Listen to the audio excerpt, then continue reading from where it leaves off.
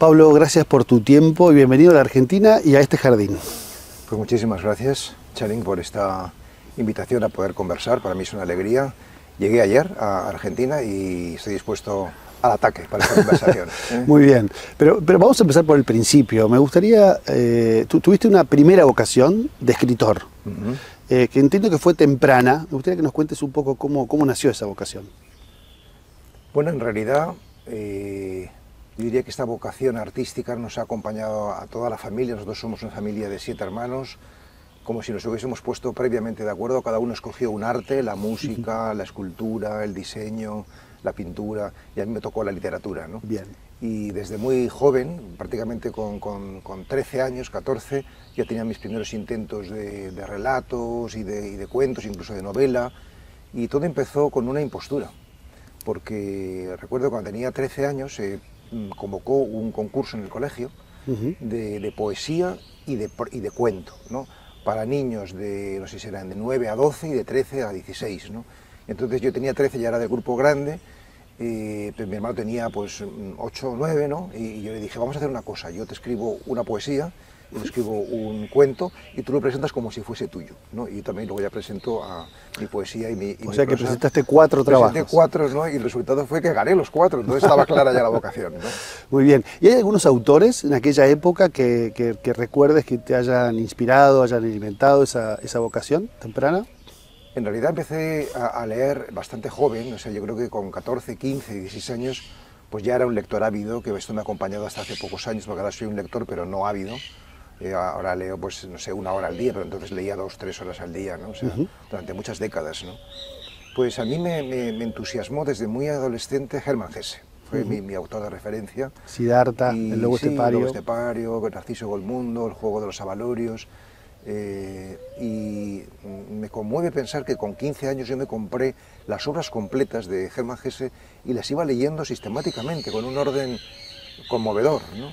Así que también, por supuesto, Melville, y bueno, hay tantos autores, Algari, Verne, y pues lo típico de la juventud, de la adolescencia, ¿no?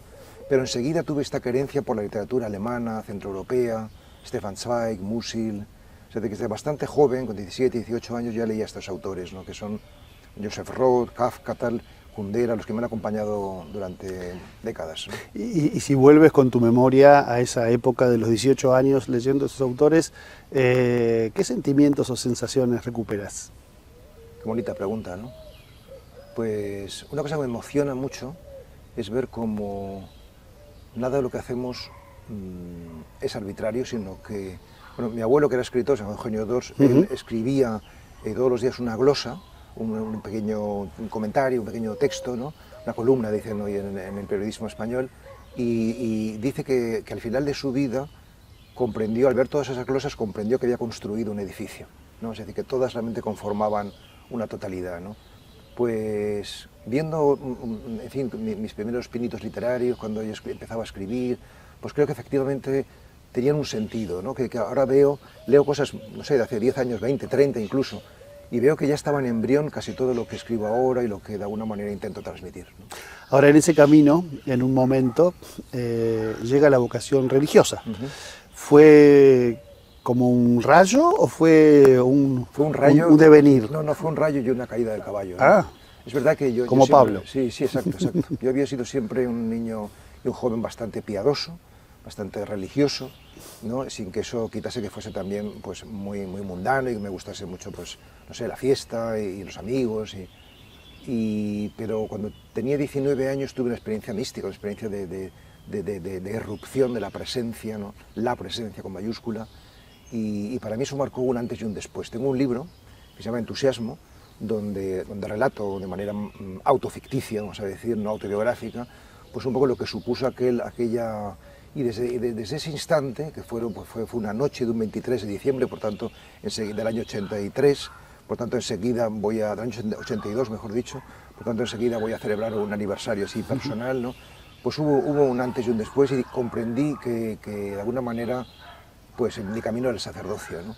Y entonces toda mi vida ha sido un intento de compatibilizar dos vocaciones que aparentemente son muy distintas, pero que en el fondo me ha costado toda la vida entender que realmente es la misma y única, ¿no? que es la religión y el arte, ¿no? La literatura y el sacerdocio, la escritura y la meditación, ¿no? Porque son dioses voraces que piden toda la carne en el asador, ¿no? y bueno, pues me han hecho querer entregarme a fondo a los dos, ¿no? Sin lograr esta síntesis vital hasta hace pocos años realmente, ¿no? O sea, y de hecho mi tesis doctoral, que escribí con 30 y pocos años, pues la titulé Teopoética, Teología de la Experiencia Literaria, o sea que ya también es un intento, en este caso especulativo, de unir estos dos arquetipos, ¿no? El del escritor que busca la propia perspectiva y el del sacerdote que busca la perspectiva del ser, de Dios, ¿no? Del misterio, ¿no? Es cierto que son dos vocaciones que pueden ser complementarias, pero por momentos tienen lógicas distintas también de trabajo, ¿no?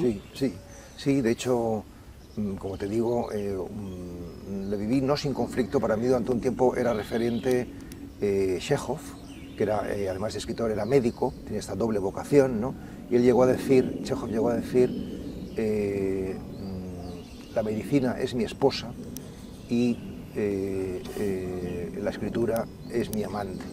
No, pero claro, no quedaba bien que yo dijera que la literatura es mi esposa y la religión es mi amante, o sea, no quedaba bien, ¿no? O sea, no cuadra. No encajaba del todo, ¿no? Pero ahora he comprendido algo que puede parecer algo muy elemental, pero sin embargo es muy profundo, ¿no? Y es que nuestro problema es que nos identificamos con una serie de identidades, por ejemplo, la identidad de madre, de familia, la identidad de sacerdote en mi caso, la identidad de escritor, de arquetipos, por así decir, y eso nos lastra, ¿no? Porque nosotros somos mucho más que los arquetipos que representamos, ¿no? Por supuesto estoy encantado de representar este arquetipo sacerdotal, este arquetipo literario, ¿no? Pero ahora me he liberado de eso, ¿no? Y soy sacerdote, pero podría no serlo, soy escritor, pero podría no serlo. Esto no recoge mi identidad más profunda, ¿no? Vale. Bueno, en un ratito vamos a volver allí a qué es lo que recoge tu identidad más profunda, pero antes de llegar ahí, dentro de tu vocación de escritor, tú también cultivas dos ramas, digamos, la ficción y el ensayo. ¿Cómo ha sido también esa convivencia? Porque hay distintos escritores, sí, son géneros, ¿no? Sin duda. Yo me siento narrador, más que ensayista, si bien son los ensayos los que han tenido mejor fortuna editorial, comercial, de reconocimiento y demás, ¿no? O sea, Biografía del Silencio con muchísima diferencia, porque creo que vamos ya por la 43 edición o algo así, o sea, casi medio millón de libros, ¿no? O sea, y Biografía de la Luz en segundo lugar, que también es un ensayo, pues no sé, más de 30.000 libros creo, ¿no? Sin embargo, yo me siento narrador y quiero decir por qué. Porque los ensayos trabajan ideas y las ideas amueblan la cabeza. Pero las ficciones se construyen con imágenes. Las imágenes alimentan el alma, ¿no? O sea, nosotros soñamos con imágenes, ¿no? No soñamos con ideas, ¿no? Entonces me parece que la narrativa es más profunda, ¿no? Porque además en el ensayo tú cuentas lo que piensas, ¿no? Mientras que en la novela tú escribes lo que no sabes que piensas, pero lo piensas, ¿no? O sea, que supone un trabajo con el inconsciente mucho más interesante, en mi opinión, ¿no?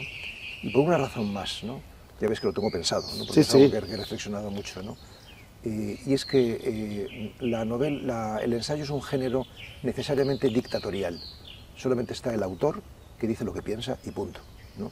Mientras que la novela es un ensayo, es un género esencialmente democrático, donde tú metes a todos los personajes, cada uno es como es, y tú no te identificas con ninguno de ellos, ¿no? Tú les dejas hablar, ¿no? Es una casa común donde caben todos, ¿no? Y esa pluralidad estructural de la novela, aunque haya evidentemente un protagonista, ¿no? Pues me parece muy interesante como acercamiento a la verdad, ¿no? Porque yo creo que la belleza busca eso, ¿no? Busca acercarse al sentido, a la verdad, ¿no? Y me muevo más a gusto en la ficción, me estimula mucho más, ¿no? Pero también es verdad que últimamente, sobre todo, siento que debo ahondar más profundamente en el ensayo, porque hay algunas cosas que siento que tienen que ser dichas y que todavía no se han dicho quizás con la suficiente claridad, rotundidad, actualidad, y modestamente pues quiero aportar algo. Muy interesante. Ahora, volviendo a tu vocación religiosa, ¿en algún momento descubriste la sed por el silencio, porque no toda vocación religiosa tiene Claro, claro. esta particularidad, digamos, ¿no? ¿Cómo fue ese camino? ¿Hubo en algún momento esta sed Sí. o fue una idea, fue una necesidad? ¿Cómo fue tu primera aproximación al silencio?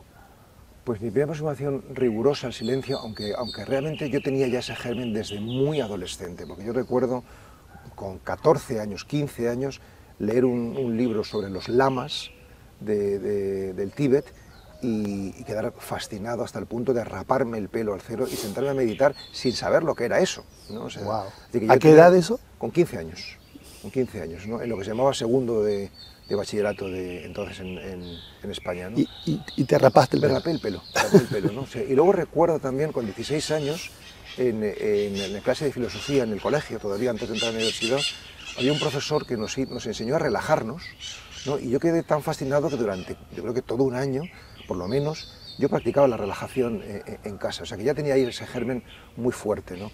Y luego en el seminario, yo fui educado en un seminario muy progresista, ¿no? Muy de la teología de la liberación y demás, ¿no? En el seminario, durante un verano, conocí las comunidades del Arca, comunidades neogandianas que siguen el espíritu de Gandhi, y ahí se meditaba, y entonces yo empecé también a meditar, pero ahí quedó luego la cosa, ¿no? Realmente yo no empecé en serio como una práctica sistemática, regular, continuada, diaria, hasta los 40, ¿no? 41, no sé más exacto, o sea, justamente hace 20 años, que tengo ahora 61, ¿no? ¿Y qué es lo que, pues no soy nada original, pues lo que motivó que yo empezara con esta visión más profunda o más de necesidad de ir más al fondo, fue que todo lo externo se me derrumbó, ¿no? O sea, tuve un problema institucional, eclesiástico importante, que no era el caso contar. Me encontré pues, en una situación de gran vulnerabilidad, de gran fragilidad personal, y entonces cuando se derrumba lo externo necesitas pues, ir al cimiento, ¿no? Y entonces empecé con dos fuentes, ¿no? Que de alguna manera permanezco fiel a ellas, aunque de manera también diferente a como empecé, ¿no? Por una parte está la fuente de Carlos de Foucault, que fue un aristócrata francés, que fue un hombre del desierto, ¿no? que exploró, ese fue el primer europeo que exploró el Sáhara, exploró Marruecos en concreto, que lo cartografió, ¿no? Y empecé a leer cosas de Carlos de Foucault, que luego le dediqué un libro más tarde que se llama El olvido de sí, y era la fascinación por el desierto, ¿no? Empecé también a hacer viajes al desierto. Y el mundo del zen, el mundo de la meditación zen. Estuve 7 años manteniendo mi identidad cristiana y mi sacerdocio católico, pues con distintos maestros zen, o sea que no encontré en mi propia tradición la manera, los instrumentos para hacer la aventura interior, ¿no? Tuve que como emigrar a otro lugar, ¿no? Y luego fue la propia tradición zen la que me devolvió a la contemplación cristiana, ¿no? Me demostró que también existe, si bien de manera muy minoritaria, muy subliminal y muy subterránea, ¿no? Una tradición de conocimiento silencioso que yo no conocía, que la gente en general no conoce y que es lo que yo ahora practico desde hace 20 o 15 años, ¿no? Y de alguna manera también difundo, que es lo que se llama el esicasmo, ¿no? La esiquía es la palabra griega que significa búsqueda de la paz por medio de la quietud, ¿no? Entonces empezó una turbulencia y luego pues encontré que ese era mi camino, ¿no? El camino de la interioridad. En el esicasmo encontraste dentro de la tradición cristiana características que tienen que ver con esta práctica meditativa, entonces, sí, ¿sí entendí? Sí, el esicasmo es una corriente más o menos de los siglos 5 al 9, digamos que toma la fuerza la primera corriente espiritual del cristianismo, que son los padres y madres del desierto, siglo II, III, IV, en esos siglos, pues cristianos, ya empieza a ser o religión oficial del imperio, entonces se empieza a decaer la vida religiosa, ¿no? Hay la decadencia, y más de 40.000 hombres y mujeres, según dice la historia, dejaron las ciudades de Egipto y de Siria y se fueron al desierto, ¿no? Esa fue la primera corriente, ¿no? espiritual dentro del cristianismo, y de ahí hay un desplazamiento de este movimiento del Sinaí a Athos, Grecia, y ahí es donde se constituye el esicasmo, ¿no? Que lo esencial es un camino psicofísico para acercarse a Dios. Psicofísico quiere decir que tienen en cuenta el cuerpo, ¿no? Porque la tradición cristiana, que es la religión del cuerpo, es también la religión del olvido del cuerpo. O sea, es decir, que a nosotros, los cristianos de hoy y de siempre, realmente, no nos han enseñado a orar con el cuerpo, ¿no? O sea, la oración, el contacto con el misterio de Dios siempre es discursivo o imaginativo, por medio de pensamientos o de imágenes, no por medio de la percepción corporal, ¿no? Y en cambio ellos, los esicastas, ya planteaban la percepción corporal, por tanto la postura, por tanto la respiración, por tanto con muchas técnicas que se asocian hoy pues, al yoga, al zen, a lo oriental, ¿no? Entonces, lo que yo practico no es ahora mismo yoga o zen, sino que es cristianismo, pero esicasta, ¿no? Muy interesante. Quien mira tu recorrido, escritor y sacerdote, la tradición cristiana, más la sabiduría de Oriente, la práctica de Oriente, sí. Ve a un integrador. Exacto. ¿Te sientes una persona que integra cosas Totalmente, diversas? o sea, Y... Creo que estamos en un tiempo de síntesis, ¿no? Es decir, que realmente nunca como hoy nos ha llegado a la humanidad tanta información, nunca como hoy tenemos a disposición de un clic todos los textos de todas las tradiciones de sabiduría de la humanidad, ¿no? Y eso necesariamente nos tiene que configurar, ¿no? Yo ayer que di aquí una conferencia en Buenos Aires, pues dije justamente esto, ¿no? O sea, que todo lo que haya de verdad, belleza y bien, venga de donde venga, me interesa. ¿No? Es decir, que no por ser católico la sabiduría, la verdad, la belleza y el bien del Islam, del hinduismo o de donde sea, la voy a despreciar, ¿no? O sea, ¿por qué? Porque crecer espiritualmente y humanamente significa pasar del etnocentrismo al mundicentrismo, es decir, de que tu interés está nada más en tú y los tuyos, tú y tu familia, tú y tu país, tú y tu religión, ¿no? A interesarte en la humanidad entera. Es decir, que cuanto más creces espiritualmente, tu apertura es mayor, ¿no? Y por tanto sí que yo practico y planteo una práctica espiritual integradora. Para que no sea sincretista, es decir, una mezcla de todo sin ton ni son, yo planteo que sea desde una tradición.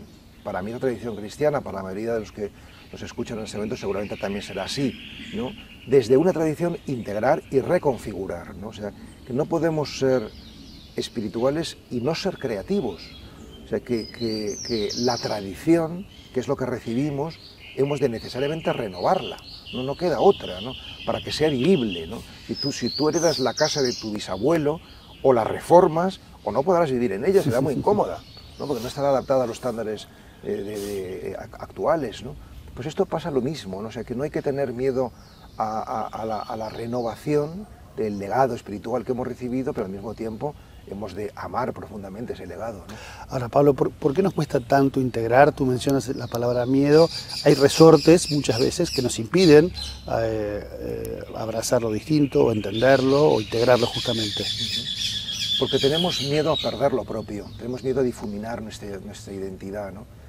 Es la dialéctica entre identidad y relevancia, ¿no? O sea, que para ser relevante muchas veces uno piensa que tiene que perder su identidad, ¿no? O sea, hay mucha gente que dice, ¿por qué eres tan cristiano en tu lenguaje? Si quitases ese lenguaje cristiano sería mucho más universal.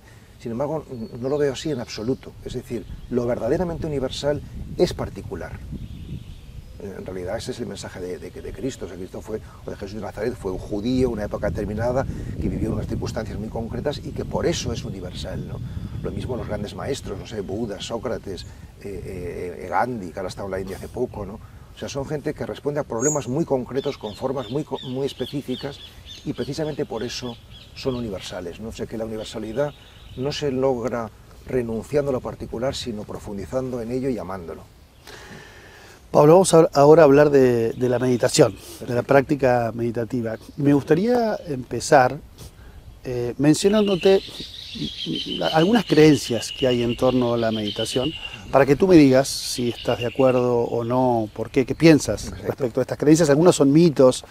El primero dice que la meditación es como mirarse el ombligo, y hasta puede ser un acto egoísta en el que yo me desentiendo del mundo y me concentro en mí, me encierro en mí, en mi bienestar, para decirlo de alguna manera. Sí. Casi nadie sabe que esta expresión de mirarse el ombligo viene de los esicastas. No sabía. Viene de los esicastas, porque los esicastas no meditaban como en el mundo del zen, por ejemplo, ¿no? y es imaginando que un hilo invisible tira de la coronilla hacia arriba y por tanto con la espalda erguida, sino que meditaban mirándose el ombligo. No, mirándose el ombligo, precisamente. De ahí viene esa expresión, ¿no? Por eso es una acusación muy, muy propia de quien no ha practicado la meditación, ¿no? Es decir, y de quien separa a los demás de uno mismo, ¿no? O sea, la soledad y la comunión, también lo dije en estos términos ayer en la conferencia, son las dos caras de la misma moneda, es decir, que solamente podemos estar fecundamente con los demás en la medida en la que estamos con nosotros mismos, ¿no?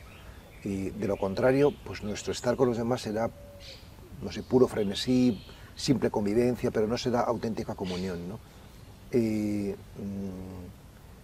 el cristianismo hablamos de amar al prójimo como a ti mismo. O sea, el drama es que hemos olvidado ese como a ti mismo, ¿no? Entonces creemos que el amarse a uno mismo, el dedicarse tiempo a uno mismo, el cuidarse, es egoísmo, ¿no? Y entonces, más que verdadero amor a los demás, lo que hay es, como decía uno de mis maestros, altruismo frenético. Altruismo frenético, me gusta mucho esa expresión, ¿no? Es decir, incapacidad de estar con uno mismo, ¿no? Yo creo que no podemos dar lo que no tenemos. Entonces tú no puedes dar amor, atención, presencia, si no te la das a ti mismo. O sea, es un engaño, ¿no? Y por tanto yo creo que eso obedece a un desconocimiento de la dinámica humana, ¿no? Segunda creencia, la meditación es siempre un espacio de paz, de armonía, beatífico. Te ríes. Me río porque es una ingenuidad, ¿no? Es una ingenuidad. Se libran allí algunas batallas, claro, ¿no? Es un combate, ¿no? Sobre todo en los primeros tiempos, pero los primeros tiempos pueden ser meses o años, o décadas, ¿no? Es decir, ¿qué es lo que es la meditación? La meditación te encuentras en primera instancia con la inquietud corporal. Y tú te quedas quieto y descubres que estás inquieto. No sé, que tienes ahí una zozobra interior que hay que domeñar, En segundo lugar, te encuentras no solamente con la inquietud corporal, sino con la distracción mental, ¿no? Es decir, que tenemos una jaula de grillos, una mente mono, dicen en el budismo, es decir, que realmente basta que te pongas a mirar, observar tu mente para que te des cuenta de que hay ahí mucho ruido, mucho parloteo interior, ¿no? Y en tercer lugar, que es donde quiero aterrizar, en la experiencia de silencio y de quietud, transitada esa inquietud, transitada esa distracción, te encuentras con tus sombras. ¿Qué significan las sombras? Pues significa que el inconsciente sale todo lo oscuro, todo lo que no está reconciliado, sale no para arruinarte la práctica meditativa, sino precisamente para sanarla, para sanarte, ¿no? Por tanto, la meditación tiene un componente muy importante de purificación, porque se trata de mirar eso, esa es la gran propuesta de la meditación, mirar lo oscuro breve y amorosamente. Breve, porque si no es una mirada morbosa, y amorosa para limpiarlo. Lo que limpia es no luchar contra ello, sino acogerlo. Esto es lo que nos limpia, ¿no?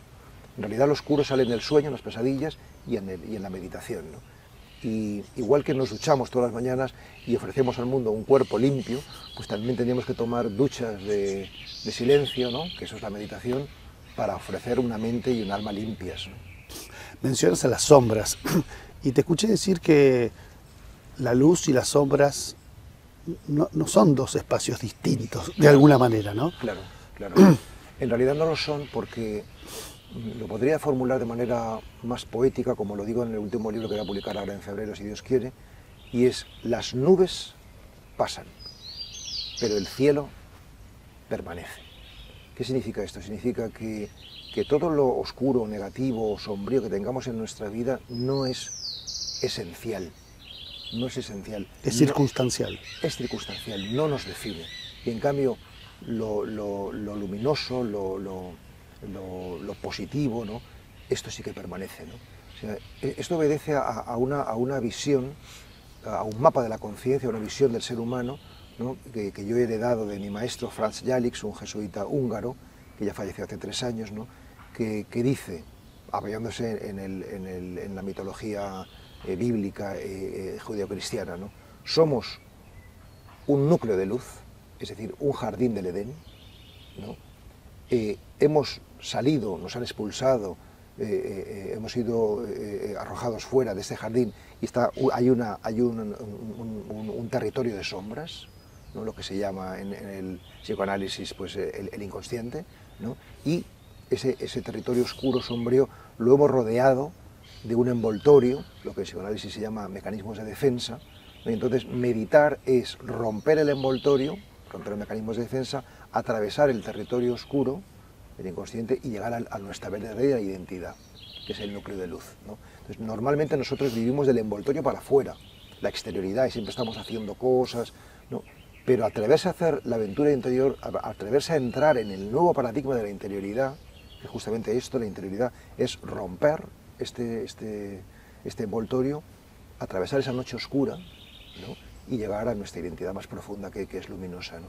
Y por eso no es posible llegar al día sin atravesar la noche.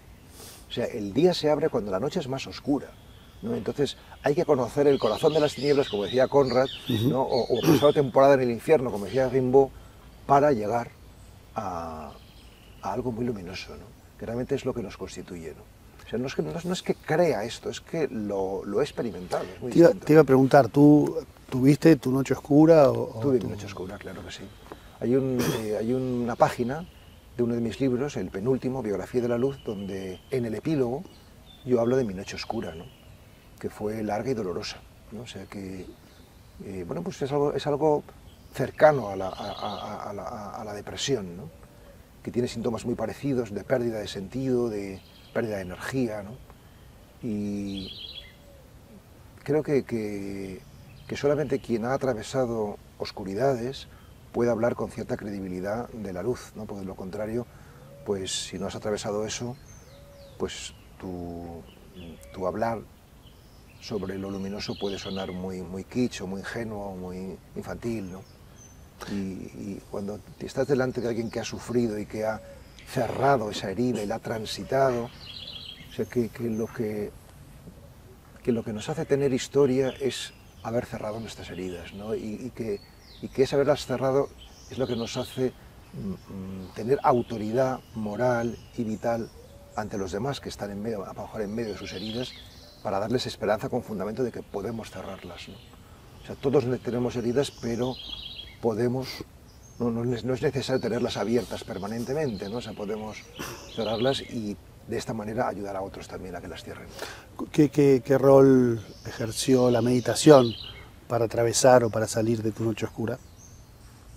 Pues como mínimo el 50%, si no más, porque digamos que mis dos oficios son la meditación y la escritura, el silencio y la palabra, y cuando yo estaba mal personalmente, ¿no? O sea, pues tuve el privilegio o no sé, o la lucidez interior para no soltar ni la meditación ni la escritura, sino aunque realmente me expulsaba el cojín de la meditar o me expulsaba el escritorio y parece que no era capaz, yo sin embargo como soldado me agarraba ahí, ¿no?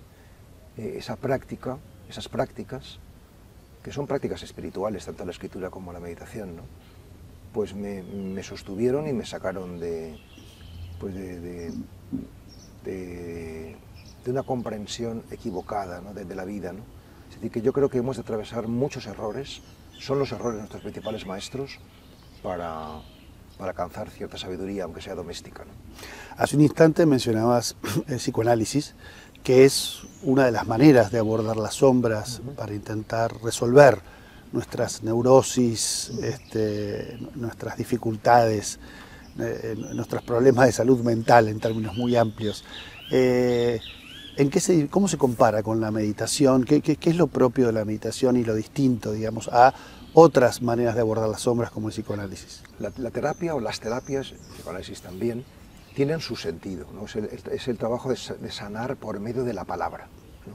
Pero para entender la diferencia pondré un ejemplo gráfico que es muy claro, ¿no? Y es que el psicoanálisis, si tú tienes una bolsa de confeti y la tiras, y se te derrama todo el confeti, el psicoanálisis recoge el confeti uno a uno, trauma a trauma, ¿no?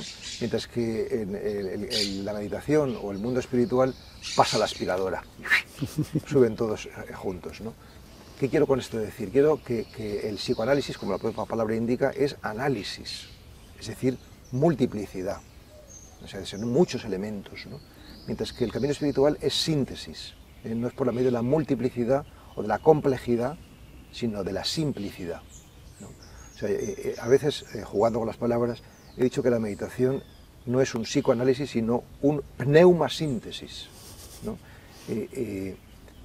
La diferencia sustancial, y quizás si hay algo que me gustaría que quedara de esta conversación para los oyentes, es esto, ¿no? Es que las terapias, y el psicoanálisis de manera particular, a mi juicio, se han enamorado de la sombra.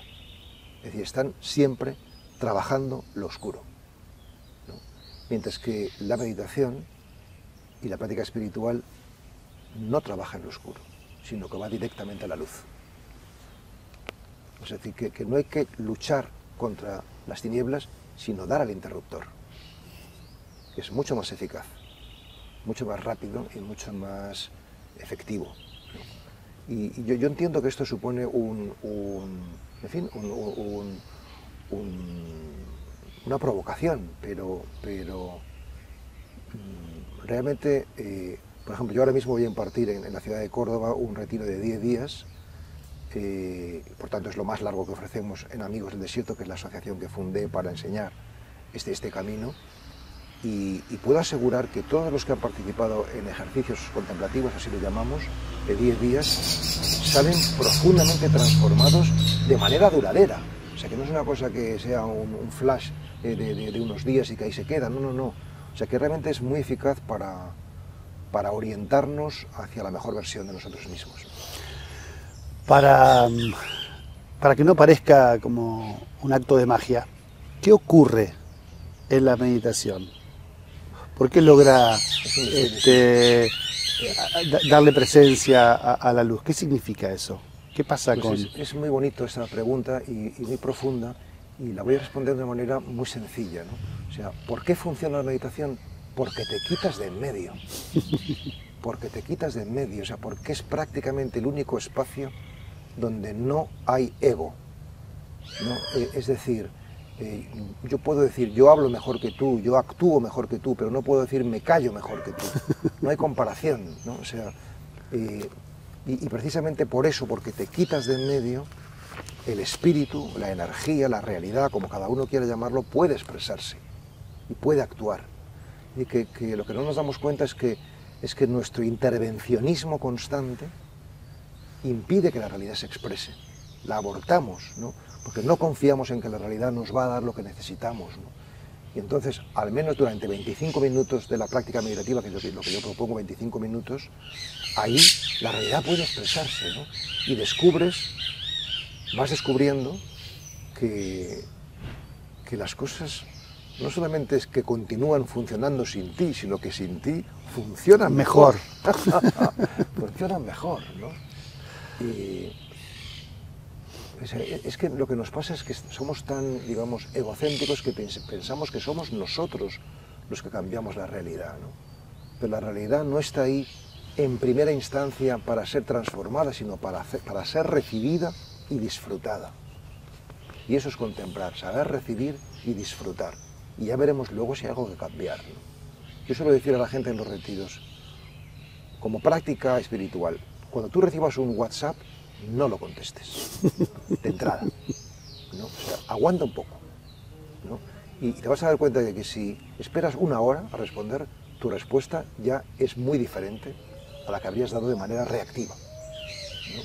Y si esperas 24 horas, ya ni respondes, porque te das cuenta de que es irrelevante, ¿no? Entonces, ¿qué es lo que caracteriza el camino espiritual? El darse tiempo, el apretar el pause. O sea, eso hace que nuestros actos sean acciones correctas, si nos damos tiempo. Pero hay que aprender a darse tiempo, ¿no? Me resulta muy interesante esta última idea, porque en relación al tiempo, en general tenemos dos actitudes, o el miedo al perder el tiempo, o el deseo a ganar tiempo, digamos, ¿no?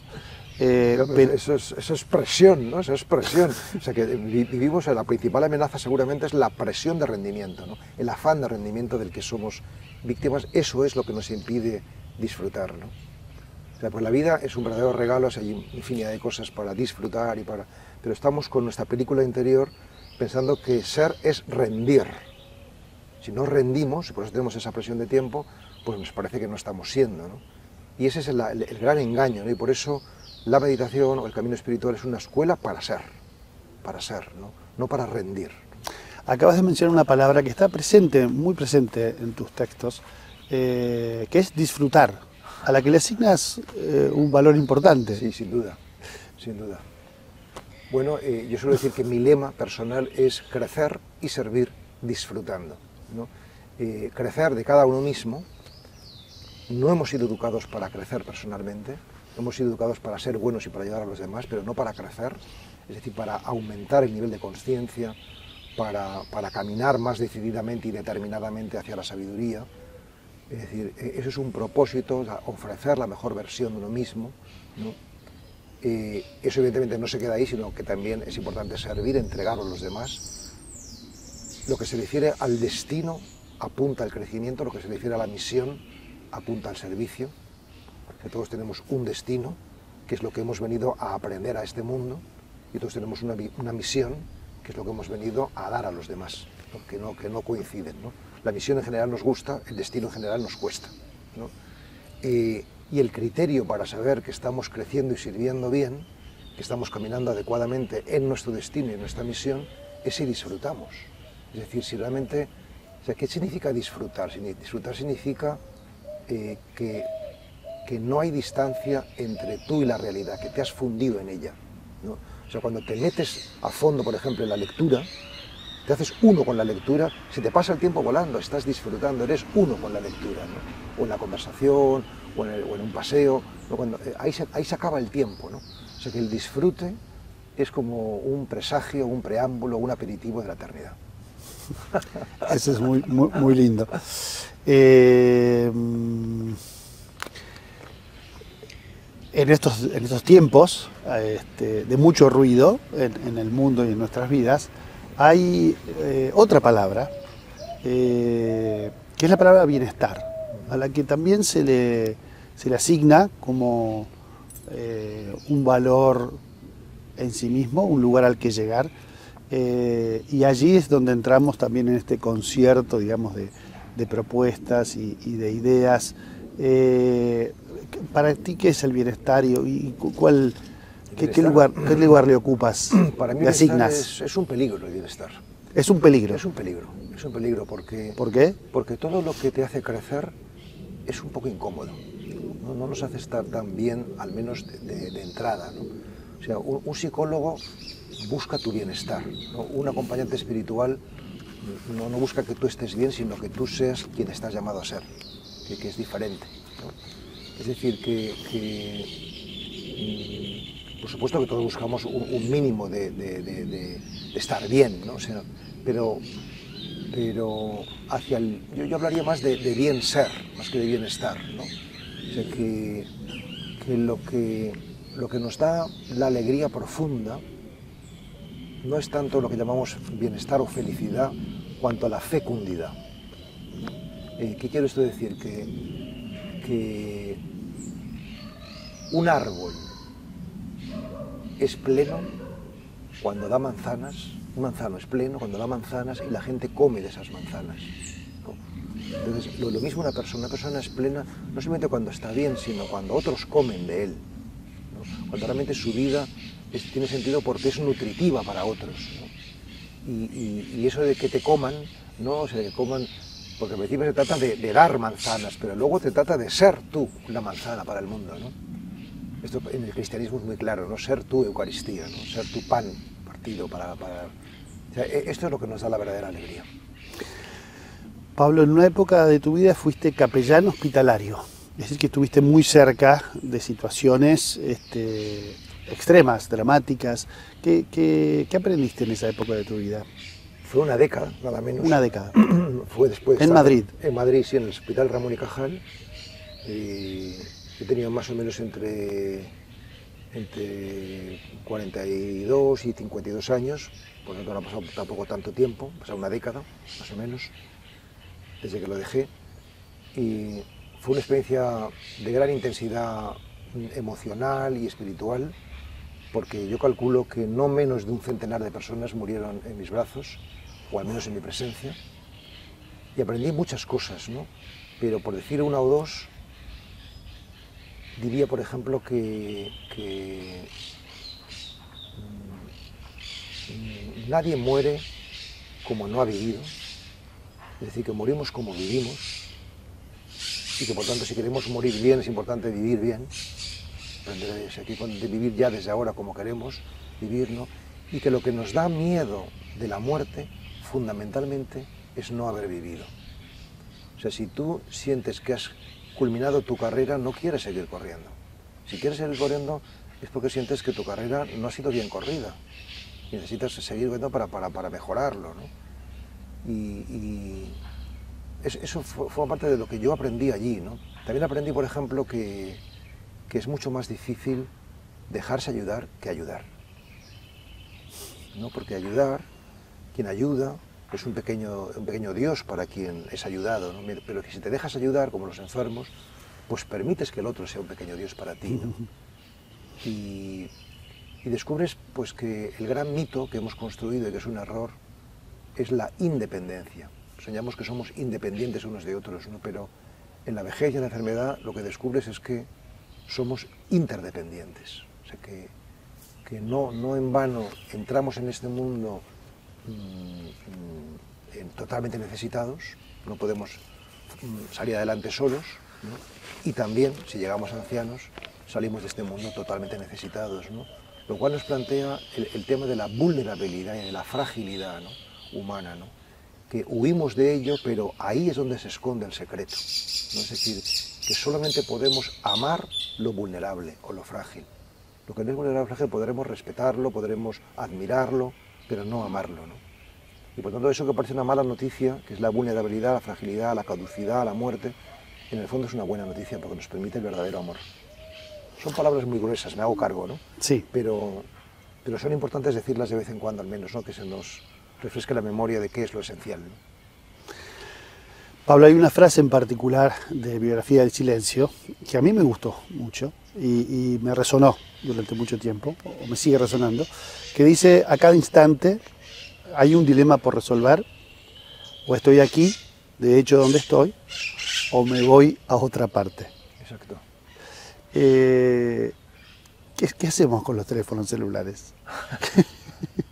El otro día, en una reunión de amigos del desierto, se planteó esta pregunta. Un amigo del desierto, es decir, una persona que cultiva la interioridad, ¿cuánto tiempo al día tiene que estar desconectado del teléfono móvil, ¿no? Y yo les dije, ¿y por qué no nos planteamos la pregunta al revés? ¿Cuánto tiempo al día hemos de estar conectados, ¿no? O sea, que ya presuponemos la conexión exterior como el punto de partida, ¿no? Lo digo porque el teléfono es un artefacto que nos quita habitualmente del aquí y del ahora, ¿no? ¿Qué hacemos con ello? Pues yo creo que cada vez seremos más conscientes de que siendo un instrumento poderosísimo y muy, no sé, y muy necesario y muy bueno, ¿no? Porque nos permite esa conectividad brutal, ¿no? O sea, pero también es un instrumento enormemente peligroso, ¿no? Entonces yo creo que cada vez pondremos más límites, ¿no? a que entre en nuestra vida, ¿no? Toda esta conectividad, ¿no? O sea, yo por eso creo que quienes estamos en el mundo espiritual, quienes estamos en la meditación, pues evidentemente somos una minoría, ¿no? Pero una minoría significativa, ¿no? O sea, yo creo que igual que hace un siglo la palabra estaba poco difundida, es decir, había mucho analfabetismo, ¿no?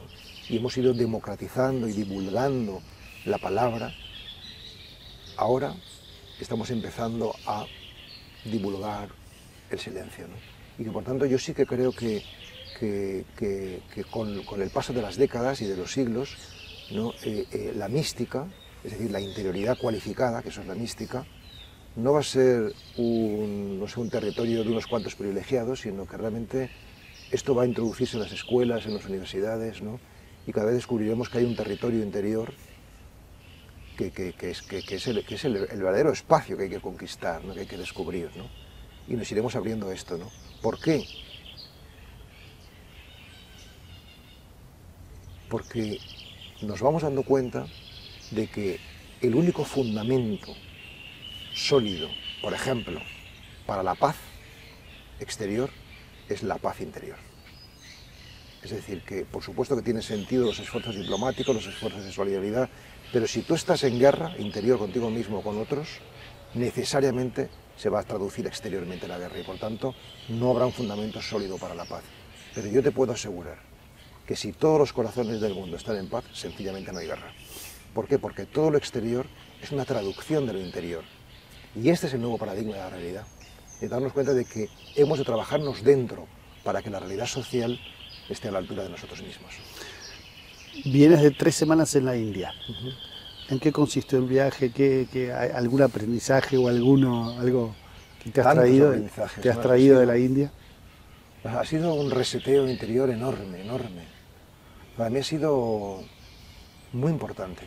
O sea, no me atrevo a decir todavía, porque es muy reciente, que habrá un antes y un después de este viaje, pero precisamente anoche todavía leí un par de páginas de un libro que se llama Obstinación, que son escritos autobiográficos de Hermann Hesse, y hablaba de su viaje a la India, ¿no?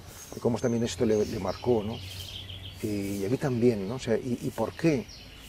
Pues lo resumiría en 3 palabras, ¿no? En sacralidad, devoción y maestro, ¿no? Sacralidad porque ellos no son materialistas.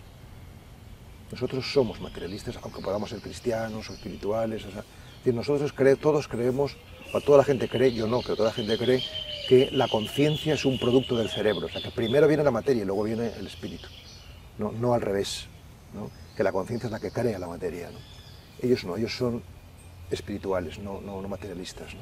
Entonces tienen una visión sacral, que este mundo es fugaz, es provisorio, no es lo que hay es el espíritu. Esto es una cosa maya, lo llaman ellos, ¿no? Ilusión, ¿no?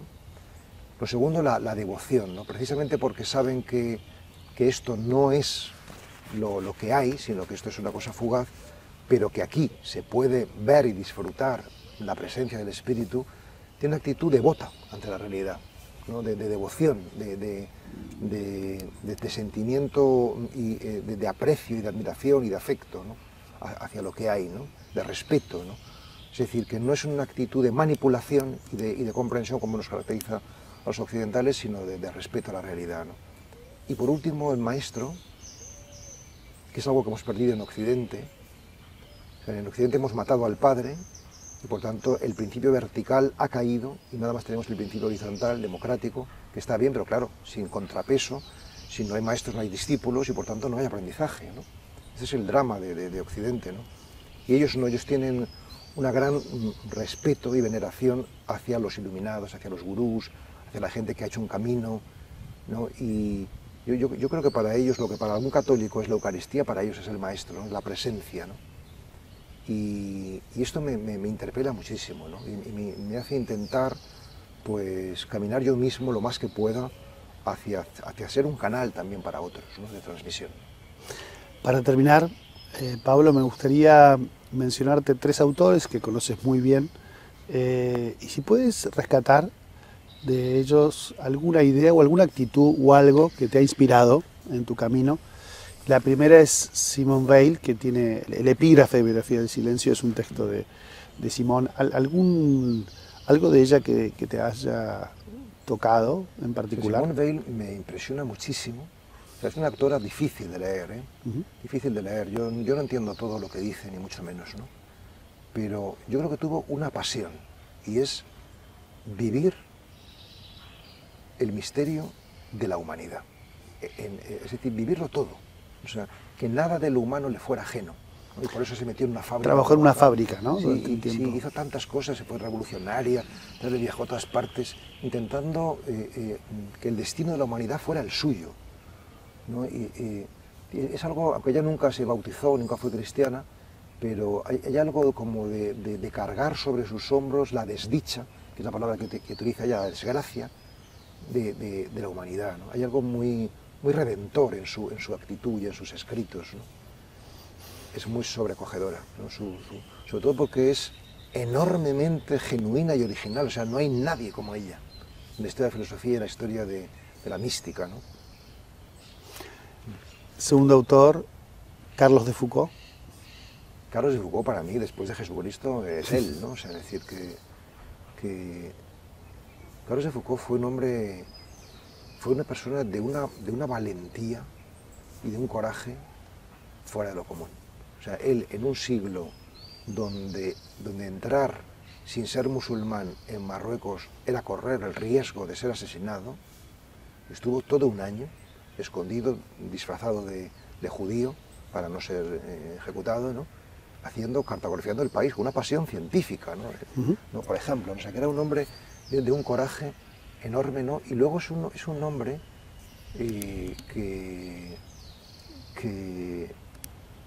que fue a los países del Próximo Oriente, Oriente Próximo, para evangelizar, ¿no?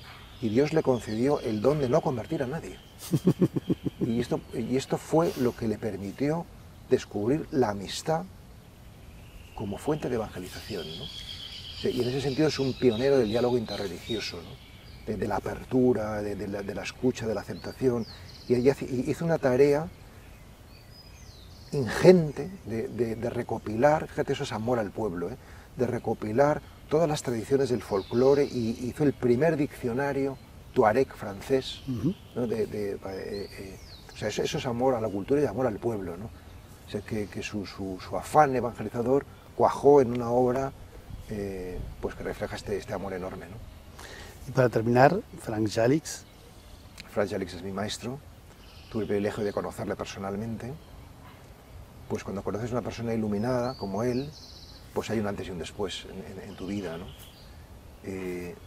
Frank Jalix para mí es la persona que ha dibujado un camino, un método, un itinerario del trabajo interior como nadie lo ha hecho en este siglo, como nadie lo ha hecho en este siglo, ¿no? Y por tanto, si alguien quiere entrar rigurosamente desde la tradición cristiana en un camino interior, el nombre es Frank Jalix. O sea, por supuesto que hay otros nombres como B.D. Griffiths, como Thomas Merton, como John Mayne, como tantos otros, ¿no? Miguel Asal, pero este nombre es imprescindible, ¿no? O sea, que yo creo que es, de alguna manera, el San Ignacio de nuestro tiempo, o el San Francisco de nuestro tiempo, ¿no? Bueno, yo creo que el San Ignacio de nuestro tiempo, porque el San Francisco de nuestro tiempo sería más bien Carlos de Foucault. Pablo, muchas gracias por esta conversación. Ha sido una alegría estar contigo, con vosotros. Gracias por esta oportunidad. Hasta pronto.